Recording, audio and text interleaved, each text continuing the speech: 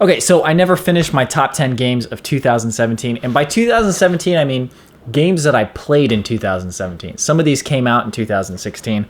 So we had Persona 5, Final Fantasy 12, The Zodiac Age, Metroid Samus Returns. Number 7 was Sonic Mania. Sonic is a series that I've always really liked, but I never actually owned a Sega Genesis, so I didn't play it that much growing up as a kid. But our next door neighbor, they had Sonic, and we would always play with her. The music in the Sonic series is like my favorite part. So taking like this old school 2D approach with the same style of music and same style of graphics, I love it. This may actually be one of the first Sonics that I actually finish, but admittedly, I haven't finished it yet, but it's been a very enjoyable ride what I've played so far. Number 6, Nier Automata. This is a game that, because of the ending, I hold it in such a high regard, but the actual gameplay and getting to the ending was not as good as I had hoped it would be. Like, the gameplay is like actually very shallow, and it actually wasn't that fun to customize your character. But the story was so intriguing, the music's so amazing, and that ending, the ending was so good that I made an entire video on it. So if you want to check that out, but highly recommended just for that ending alone. Okay, so number 5 and number 4, these were both really hard to decide where they should be. And it's kind of weird that they're placed this low, all things considered, because if I hadn't played some of these other games, they would have ranked higher.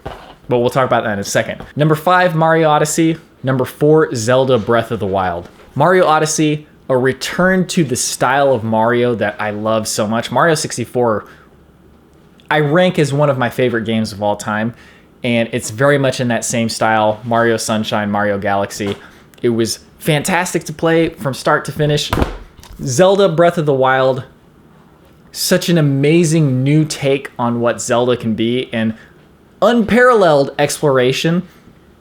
But the more I played it, actually, the more the controls kind of got on my nerves and really hampered the overall experience.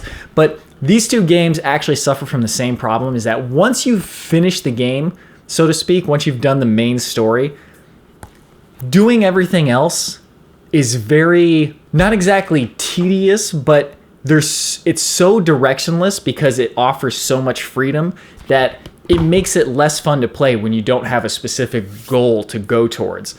And I don't really know how they could fix that, because like the freedom is what makes these games so interesting and unique. But at the end, it kind of like, you feel like you're just done, even though there's still so much left to do because you don't want to do all of that stuff. But anyways, the reason that those didn't rank higher is because of the next 3 games. 3 was Cuphead. I've been looking forward to this game since they first showed it at the Microsoft press conference, where they just showed like a small snippet of it. And it was just like this amazing animation. And you're like, what is that? And why has nobody ever made a game that looks like that before? The actual gameplay turned out to be even better than I could have imagined it would be. And I played it with my buddies Michael and AJ while we were visiting Michael in Florida. We played pretty much most of the game, but we did it co-op, and then like when we beat the final boss, it was just so amazing, so much fun. I can't recommend that game highly enough. Number 2 is one of the games that came out in 2016, but I played it for the first time in 2017, The Last Guardian. I'm a huge fan of Fumito Ueda, who did Shadow of the Colossus and Ico, and The Last Guardian was in development, I think, for over 10 years. So it's weird that something with that much expectation could still live up to the hype. And despite the fact that it had a lot of graphical problems, like I wish I'd played it on a PlayStation Pro, terrible frame rate, it was still totally worth it. An amazing journey from start to finish. Just the intrigue and the mystery and the worlds that guy creates is just unparalleled, and like some of my favorite like universes ever created. And number 1 is Undertale. Undertale came out, actually this came out in 2017 on the PlayStation, but it's been out for a long time on PC. This was a game that I wasn't sure if I was going to like, but I had a good feeling that I would. And the music, first of all, it lives up to the hype. Like, I kept seeing so many people doing remixes of the music, and I was wondering why. Once I actually played the game and heard the music, I was like, wow, this music is unbelievable. The entire game was made by one dude with some help from some artists, but the journey from start to finish. I don't know if I've mentioned it before, but endings are like my favorite thing. So like if a game has a really good ending, it can do a lot of other things wrong and still become one of my favorite games or favorite movies or favorite TV shows.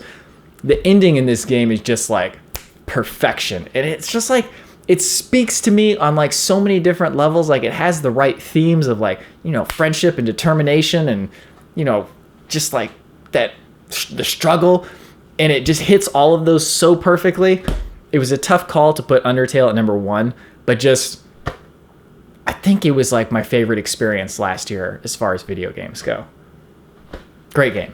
All of these were great games. So a few honorable mentions. The DLC for Final Fantasy 15, it was all very good, but I've talked at length about Final Fantasy 15. Horizon Zero Dawn, I only put like an hour or two into it. The gameplay doesn't super grab me, but that world and that design, man, it's just like super interesting. I hope to actually finish that one day. Titanfall 2, one of the tightest shooters. Like the feel and the control is so perfect. I love it. I think I finished it last year. That's why I put it on here, but I think this came out 2016. And then Kingdom Hearts 2.8. So I've only played the Birth by Sleep, .2 Birth by Sleep fragmentary passage. The names in Kingdom Hearts are crazy. But it was very enjoyable and also gave you a really good look at what Kingdom Hearts 3 is going to look like. So I just put that on there because I'm excited about Kingdom Hearts 3. But yes, those were my top games. Oh, and then 2 surprises. Shock Troopers for the Nintendo Switch. That's a re-release, but that was really fun. I got so much like playtime out of that I didn't really expect. And then Wonder Boy. Did I already talk about that? Maybe I did. I did talk about Wonder Boy already. But yeah. And number 1, it was hard to... Ooh, can you see that? You probably can't see that. Give me something. No, I want to watch. See what your number 1 game is. And number 1